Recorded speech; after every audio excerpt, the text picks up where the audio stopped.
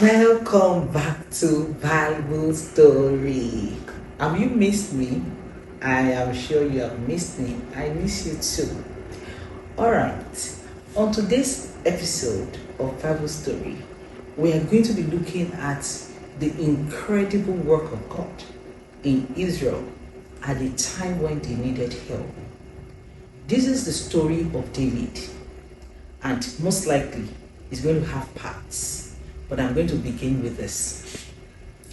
Sometimes in life, God just shows up in a way that we never expected. Many times we feel that we can handle things our way because we have experience, because we have the prowess, technical know-how on how to handle that matter. But God will want to show us that He is God in heaven and He rules in the affairs of man.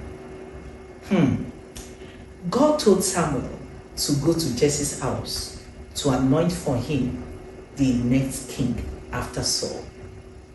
And Samuel carried his horn of oil, went to Jesse's house.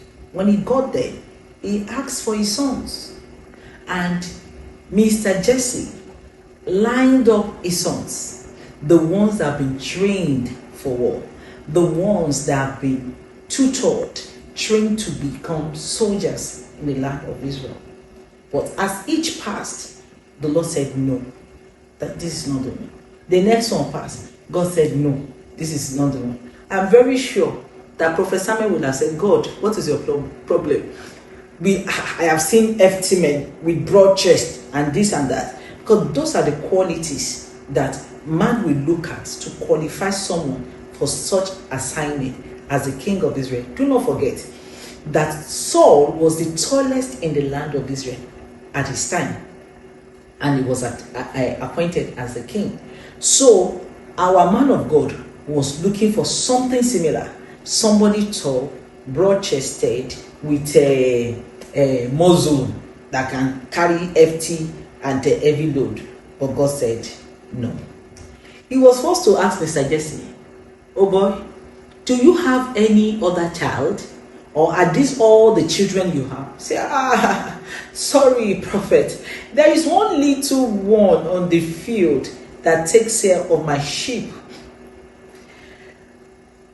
Prophet Samuel said, send for him. We will not sit until he comes.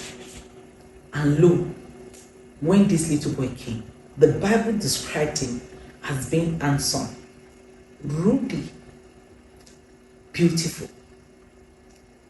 And immediately he stepped in.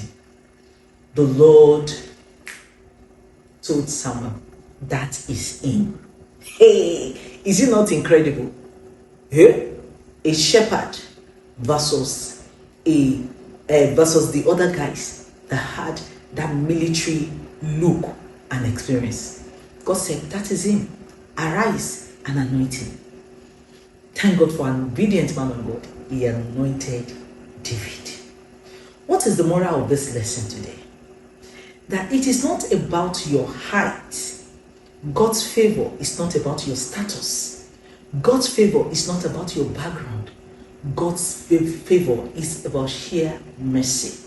He said, I will have mercy on whom I will have mercy, and compassion on whom I will have compassion. Apostle Paul even said in 1 Corinthians that God uses the foolish things of this world to confound the wise. Is that not true in the life of David? How could God choose little David as against his brothers that were experienced? So I don't know how you have relegated yourself. I don't know what you think about yourself. Maybe you are too small, that I'm not qualified for this. When God wants to choose you for an assignment, He is not looking for your qualification, because He is the one that qualifies the called. So I want you to look beyond your background and status and begin to see what God can do with your life. Even in your low estate, even with your little body, you can do great and mighty things for God. Has God been calling you? It is time to answer. God bless you. I see you again another time, where we shall continue in this lesson and story of David. Till then, keep your faith alive and keep trusting God. Bye.